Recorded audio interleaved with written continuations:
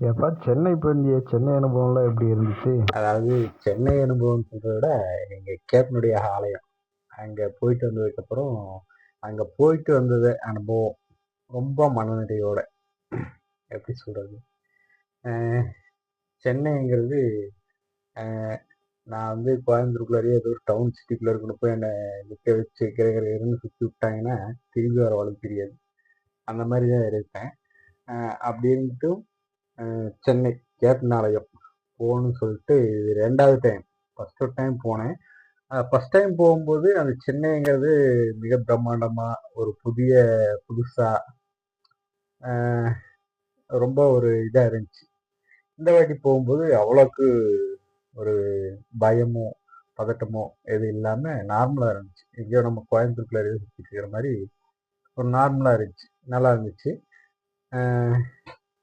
குறிப்பாக சொல்லணுன்னா இந்த கிளாம்பாக்கம் பஸ் ஸ்டாப் ரொம்ப அருமையாக இருந்துச்சு. அது இப்போது எவ்வளவோ பேர் என்னென்னமோ சொல்லியிருந்தாங்க, சிட்டி விட்டு அவுட்டரில் இருக்குது, ரொம்ப லாங்காக, சிட்டிக்கு அதுக்கு ரொம்ப லாங்காக இருக்குது அப்படி இப்படின்னு சொல்லியிருந்தாங்க. இருந்தாலும் அப்படித்தான் இருக்குது. இருந்தாலுமே அங்கே ரொம்ப அருமையாக பண்ணியிருந்தாங்க. ஸ்டே பண்ணுறதுக்கு ரூம் இருக்குது, குளிச்சுக்கலாம், மற்ற வேலை எல்லாமே பார்த்துக்கலாம். லேடிஸ்க்கு தனியாக ரூம் இருக்குது. இந்த மாதிரி நிறையா சௌகரியம் இருக்குது. அந்த பஸ் ஸ்டாப்பே அவ்வளோ ஒரு பிரம்மாண்டமாக இருந்துச்சு. எனக்கு அது புதுசாக இருந்துச்சு, புதுசாகவும் இருந்துச்சு, ஆச்சரியமாகவும் இருந்துச்சு, நல்லா இருந்துச்சு, ரொம்ப சூப்பராக இருந்துச்சு. அப்படியே எங்கள் கேப்டன் ஆலயம் சொங்கன்னு போய் நான் எப்படி சொல்கிறது, ஒரு எளிய தொண்டனாக இருந்து சில ஆசைகள்லாம் இருக்கு. நமக்கு வந்து இதெல்லாம் கனவாக மட்டுமே இருக்கும். எப்படி சொல்கிறது, எனக்கு சில கனவுகள் இருந்துச்சு. எங்கள் கேப்டன் கூட பேசணும், கேப்டனை பார்க்கணும், அவர் கூட ஃபோட்டோ எடுக்கணும். அவரு நான் வந்து இன்வைட் பண்ணி எங்கள் வீட்டு ஃபங்க்ஷனுக்கு ஏதாவது வர வைக்கணும். அவர் அப்படியே கெத்தாக நடந்து வரணும். அப்போது கட்சிக்காரங்கள்லாம் கெத்தாக வரணும். இதெல்லாம் ஒரு கனவாக இருந்துச்சு. அந்த கனவு நடக்காது. அந்த மாதிரி இருந்துச்சு. அது மாதிரி ஒரு சில கனவுகள் இருந்துச்சு. அந்த கனவுகள்லாம் நடக்குமாங்கிறது ஒரு கற்பனையாகவே இருந்துச்சு. அந்த மாதிரி ஒரு கற்பனை எங்கள் கேப்டன் ஆலயத்தில் எனக்கு பெருசாக இல்லைனாலுமே அதுவே எனக்கு மனநிறைவுங்கிறத விட எதிர்பார்ப்புக்கு மேலேன்னு சொல்லலாம். காலையில் போனதும் கேப்டன் ஆலயத்தில் தரிசனம் பண்ணதும் சரின்ட்டு எங்கள் அண்ணியார் ஒரு 11 மணிக்கு வருவாங்க.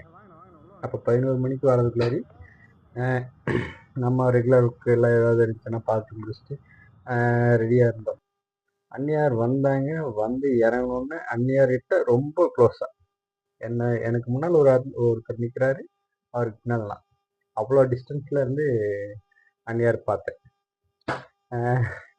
அதுவே எனக்கு பெரிய ஆச்சரியம் இல்லை. இவ்வளோ நாளில் வந்து ரொம்ப தூரமாக தான் இருப்பேன். அப்படி இருக்கும்போது அது ஒரு இது. அதுக்கப்புறமா அந்நியார் வந்து கட்சி ஆஃபீஸ்குள்ளே போயிட்டாங்க. கட்சி ஆஃபீஸ்குள்ளே போயிட்டு அந்நியார் வந்தோடனே கேப்டன் ஆலயத்துக்கு தான் வந்தாங்க. கேப்டன் ஆலயத்துக்கு வந்து கேப்டனுக்கு பூஜை பண்ணிட்டு இருக்கும்போதுமே நான் வந்து ஓரமாக நிற்கிறேன். அந்நியார் சாமியில் கும்பிட்டுருக்காங்க, நான் ஓரமாக போட்டோ எடுத்துட்டு நிற்கிறேன். அதுக்கப்புறமா எப்படியாவது அந்நியார்த்த ஆசீர்வாதம் வரணும் அப்படிங்கிறத மைண்டில் ஃபிக்ஸ் பண்ணிட்டேன். இருந்தாலும் என் சூழல், நான் வந்து ஒரு பழத்தட்டு ஒன்று கையில் வச்சுருந்தேன். அதை வச்சுட்டு நான் போய் பிரசாதம் வாங்க முடியல. நான் ஓரமாக நின்றுருந்தேன். அப்போது எங்கள் ஒன்றிய செயலாளர் வந்து நரேந்திர குரு நீ போய் பிரசாதம் வாங்கிட்டு வா அப்படின்னு சொல்லிட்டு அனுப்பிட்டார். நான் போனோன்னுமே கூட்டத்தில் அப்படியே சைடில் உள்ள போட்டு போய் அந்நியார் காலை தொட்டு கூப்பிட்டேன். அப்போ தான் அந்நியார் டக்குன்னு பேசினாங்க. காலையில் அவ்வளோ என்ன பழகுது அப்படின்னு சொன்னாங்க. அது 2 வார்த்தை தான், இருந்தாலுமே அது மிகப்பெரிய பிரமிப்பா இருந்துச்சு. என்கிட்ட அவங்க பேசினாங்க. அது என்கிட்ட என்னை பார்த்தே பேசினாங்க. ரொம்ப சூப்பராக இருந்துச்சு. எப்படி சொல்கிறது, இதெல்லாமே ஒரு கனவு தான். நம்ம பெரிய ஆளில் பெரிய போஸ்டிங்கில் எதுவுமே இல்லை. நம்ம ஒரு எளிய தொண்டன்.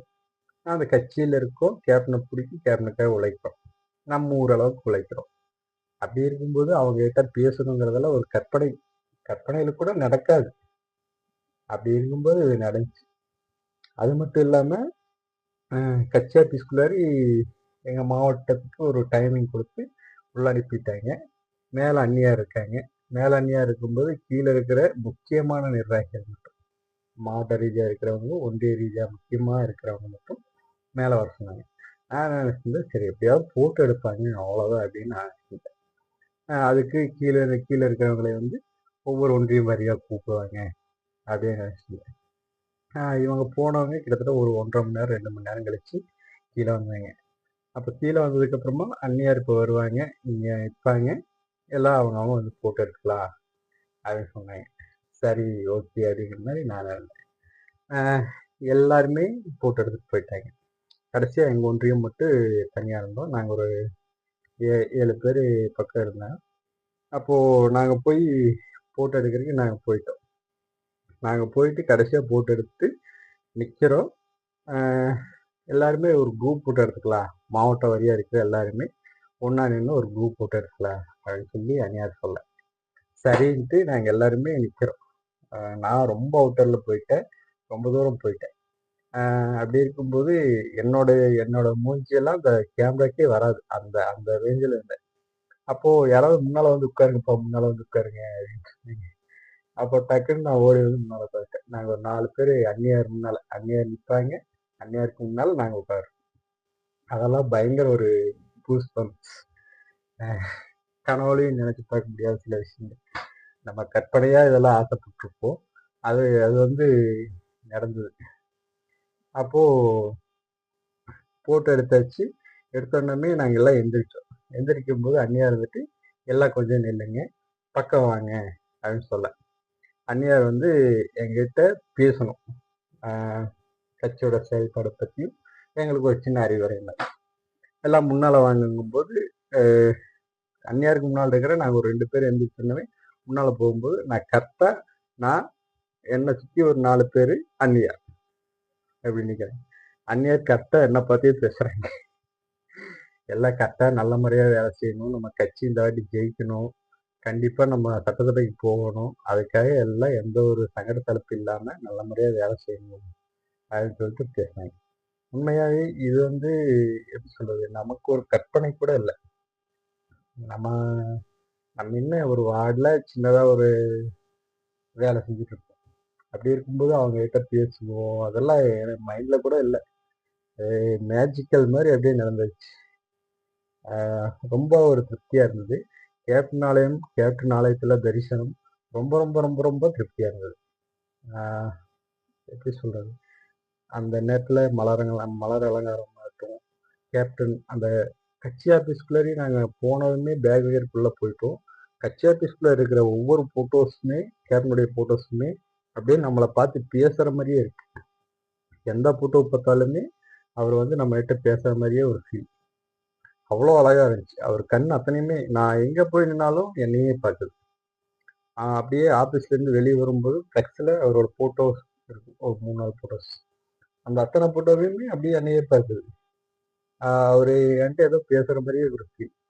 ரொம்ப நல்ல அனுபவம். உண்மையாகவே இந்த வாட்டி கேப்டன் கோயிலுக்கு போனதில் ரொம்ப ரொம்ப ரொம்ப ஒரு திருப்திகரமாக இருந்துச்சு. ரொம்ப சூப்பராக இருந்துச்சு.